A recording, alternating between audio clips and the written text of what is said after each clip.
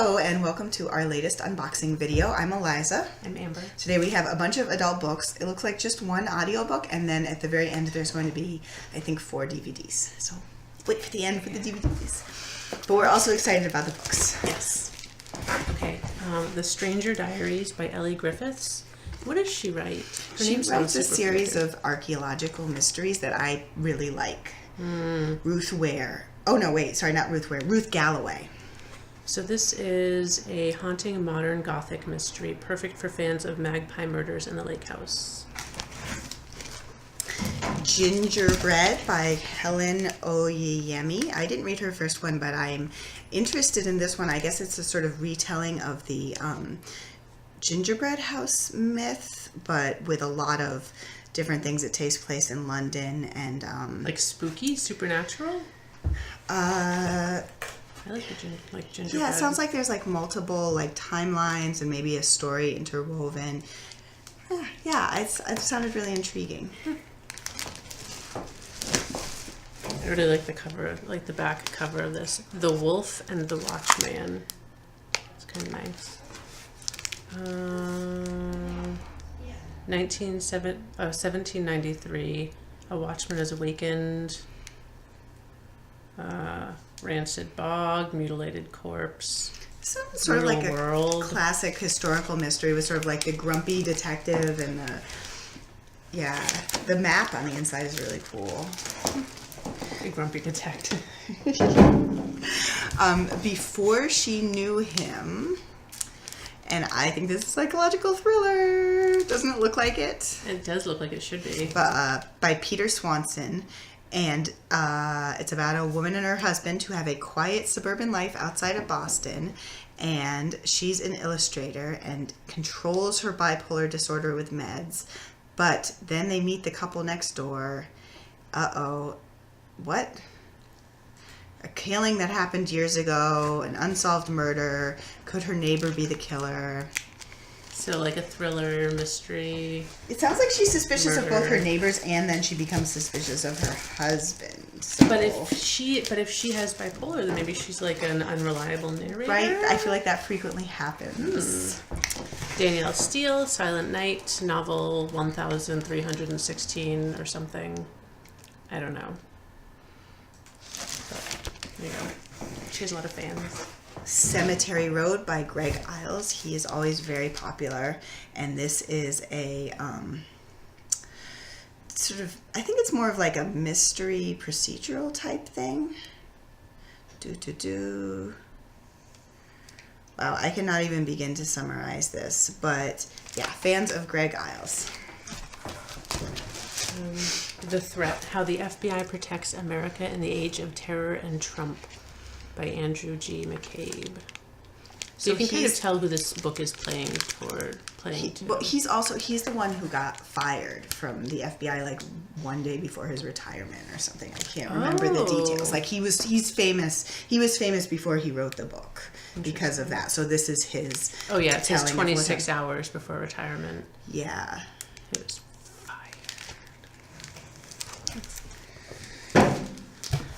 Lisa C., The Island of Sea Women, and this takes place in Korea, and it's about a village where there's an all-female diving collective, which sounds super cool and interesting.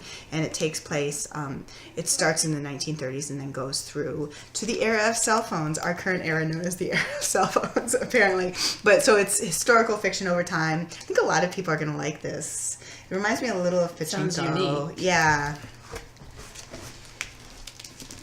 Steve Barry's The Malta Exchange. And does he do like CIA, FBI political stuff? Thrillers? Yeah, something about the Pope being dead, operatives, knights. Yeah. Well, Amber, I'm stealing this one from your side. You're going to be really excited about it because it's by Gretchen Rubin, author of The Four Tendencies. Sorry, I know it's kind of bright. It's a little hard to see the cover. Yeah, what does it even say? What's it called? It says, Outer Order, Inner Calm. Declutter and organize to make room for happiness. And I'm not a big self-help book, neither. But I loved her other books so much that I would totally read this. She also wrote The Happiness Project. Yeah. So if you haven't read The Four Tendencies by definitely Gretchen read Rubin, The Four Tendencies. at least go online and take the quiz. Let's see. The Perfect Alibi by Phillip Margolin. It looks like another, murder, DNA evidence, law school, DA, legal thriller. Boom. This is called The Wartime Sisters by Lynda, Cohen, Loigman. And it's about two sisters during World War II who live in Massachusetts. Oh, that's interesting. So it's like a local thing. And tragedy forces them together during the war. What are they doing during the war? Are they working? I don't know. They're just being sisters. Yeah. Yes. So There you go. I think there'll be a lot of local interest in this. Yeah. Oh, How to Disappear. Notes on Invisibility in a Time of Transparency. This is a nonfiction. Time to reevaluate the merits of the inconspicuous life.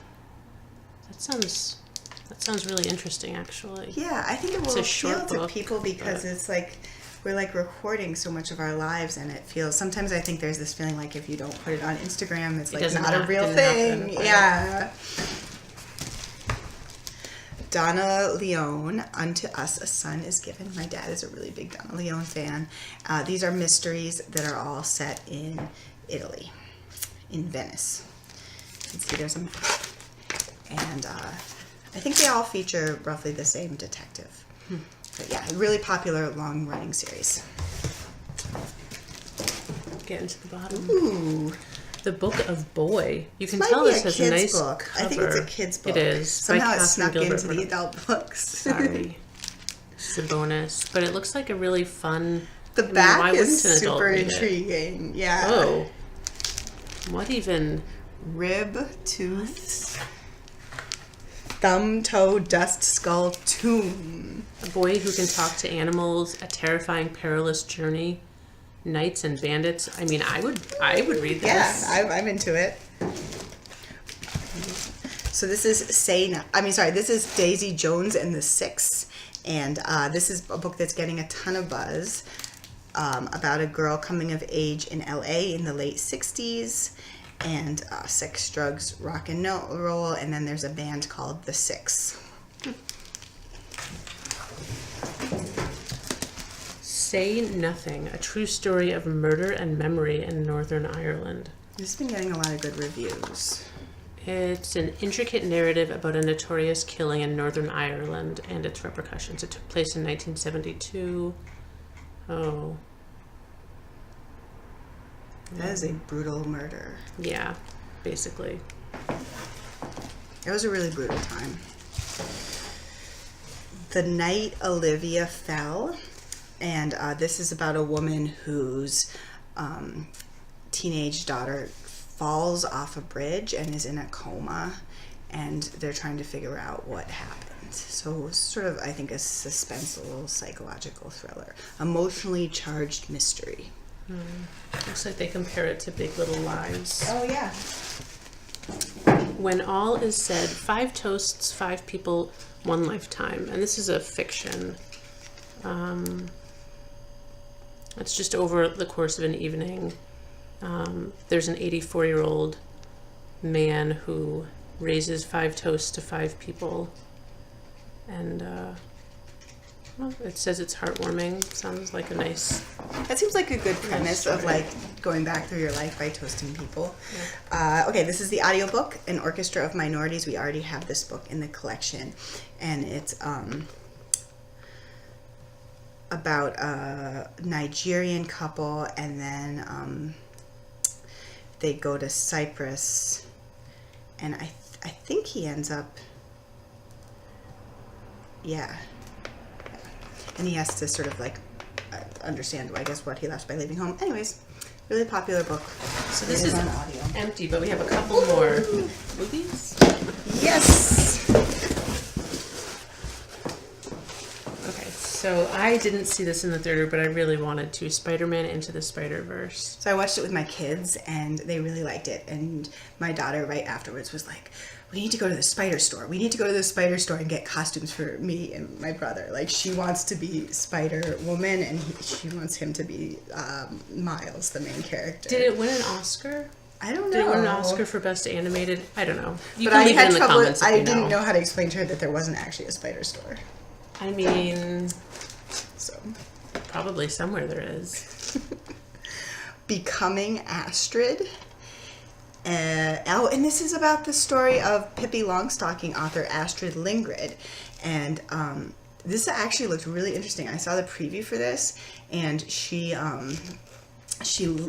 lived in like rural Sweden, and then she got a job at the local newspaper, but the older Mary editor got her pregnant, and so she had to give birth in secret, and then found a foster mother, and was like, she wanted to be with her kid, but she kind of had to like keep visiting and going back and forth. And Sounds very dramatic. yeah, but all this stuff that you like don't know about, you know, Anyone. yeah, There's just so much you don't know about anyone.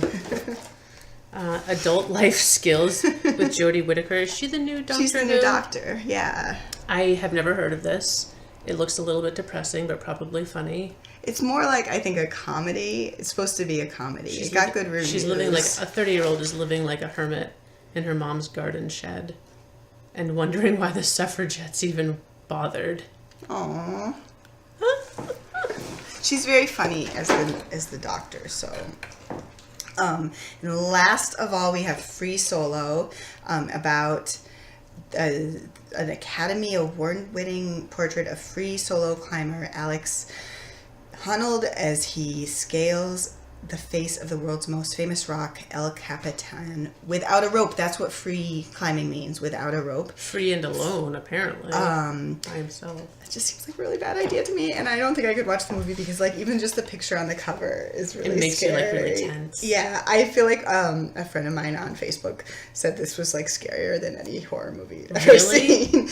But I mean, I think if you're, like, get nervous about heights, but it also got really great reviews. I'm not trying to, like, downgrade it. I think you just have to be like, no, that there will be a lot of cliff shots. You know what made me feel that way? The movie Skyscraper with Dwayne Johnson. That was intense. Like, if you're afraid of heights, don't watch that movie, especially not in the theater. That's it. That would be scary in 3D. We're done. Bye.